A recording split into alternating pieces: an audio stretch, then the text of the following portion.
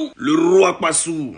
Jaloux là. Je vais m'adresser rapidement au GPS Gore. Leur sujet, c'est son excellence Alassane Ouattara, le brave Tché, et le papa Gore Abou Sila, dit Gbagbo. À part ça, là, ils n'ont plus rien. Et on n'est pas cyberactiviste. Le GPS Gore fait le palabre du FPI. L'histoire raconte que, à l'époque, le PDCI était un parti unique, ayant à sa tête Feu Boigny, le père de la nation. Gbagbo Laurent Babou Abou Sila créa le FPI, mais qui n'était pas officiellement reconnu en Côte d'Ivoire, mais qui a tenté plusieurs fois de fragiliser le PDCI, le parti unique, avec des marches, incitations à la haine, en traitant le père de la nation de voleur, Oufoué voleur. Gbagbo Laurent, en général, Babou Abou Sila, est le père de la désobéissance civile. C'est pas maintenant qu'il a commencé, c'est depuis. En 1990, Alassane Ouattara étant Premier ministre, fait une proposition à son excellence Feu Boigny, le père de la nation, d'autoriser le multipartisme en Côte d'Ivoire. Voilà comment Feu Boigny a accepté sous décret le multipartisme en Côte d'Ivoire en 1990. C'est à cette période-là que le FPI a été validé officiellement parti politique. C'est grâce à son excellence Alassane Ouattara. En 1993, un grand malheur nous frappe, le décès du père de la nation, Félix Houphouët-Boigny. Automatiquement, Henri Konan Bédié devient président de la Côte d'Ivoire à son tour. Avant que Henri Konan Bédié soit président, il n'aimait pas déjà la tête d'Alassane Ouattara. Voilà pourquoi il a exclu le Nord et il a mis ce système d'ivoirité contre Alassane. À l'époque, le sergent Ibé, étant dans l'armée, étant fils du Nord, ne pouvait pas accepter cette injustice. Ibé décide alors de prendre les armes avec ses frères d'armes pour rétablir l'injustice. Alassane Ouattara étant Djoula, étant fils du Nord, persécuté par Henri Konan Bédié, crée son parti, le RDR. Et vu que Gbagbo Laurent n'avait pas le choix à rallier le RDR au FPI, là, il a tout le Nord pour pouvoir prendre le pouvoir. Son plan, c'était ça. Mais malheureusement, le plan de Gbagbo, l'alliance entre le RDR et le FPI contre le PDCI, contre Bédié, a échoué. Parce que les militants ont pris le pouvoir par une mutinerie. Henri Konan Bédié laisse le pouvoir et prend la fuite. Le sergent Ibé et les autres militaires ont proposé le fauteuil présidentiel de transition à Alassane Ouattara, mais qui a refusé parce qu'il voulait être président par les urnes. La proposition a été faite au général Guy-Robert.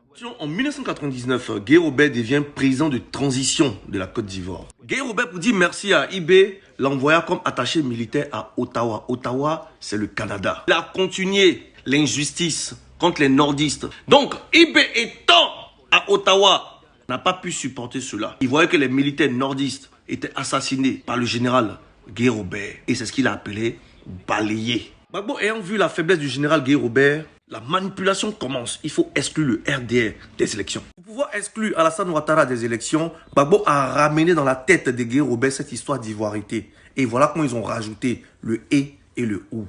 Vous vous en souvenez. Vu que les militaires du Nord se faisaient assassiner par le général Guy, Ibé n'était pas d'accord, vient au Burkina et appelle le général. Le général, sans répondre, l'interdit de rentrer en Côte d'Ivoire. C'est là que les problèmes vont commencer. Écoutez bien l'histoire, parce que Alassane Ouattara n'est pas dedans. Parce que lui, il a refusé le pouvoir de transition parce qu'il voulait être élu par les urnes. Ibé étant interdit de territoire forcé à l'exil, s'est arrêté au Burkina Faso et a fait appel à tous les militaires qui étaient persécutés par le général Guy-Robert. Et voilà comment ces militaires sont partis. Le fondateur de cette rébellion, c'est le sergent Ibé. Parce qu'il pensait que Guy-Robert allait rester au pouvoir pendant toutes ces années. Traumatisé par la mutinerie, le PDCI, qui avait aussi peur, est resté tranquille dans son coin. Gbagbo et Guy-Robert, sans Alassane, sont allés aux élections.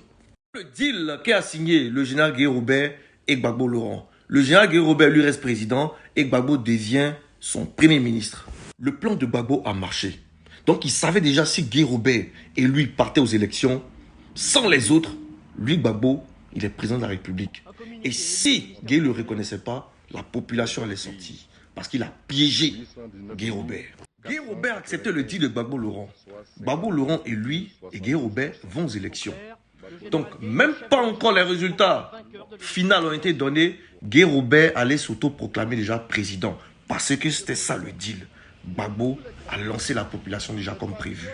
Et voilà comment Guy Robert, voulant pas, sur 3 jours, tuer ses compatriotes, il a laissé tomber. Ce n'est pas parce que vous avez gagné, c'est parce qu'il a voulu vous donner.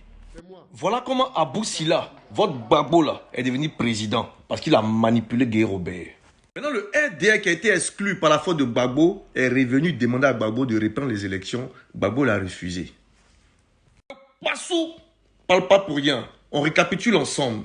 Les mutins qui prennent le pouvoir dans la main d'Henri Konan Bédié, qui propose le pouvoir à Alassane Ouattara, qui dit non, qui refuse, que lui veut forcément aller, il va être président par les urnes. Et après, on donne ce même pouvoir, ce même fauteuil de transition à Guy Robert. Guy Robert à son tour, qui deal avec Gbagbo Laurent.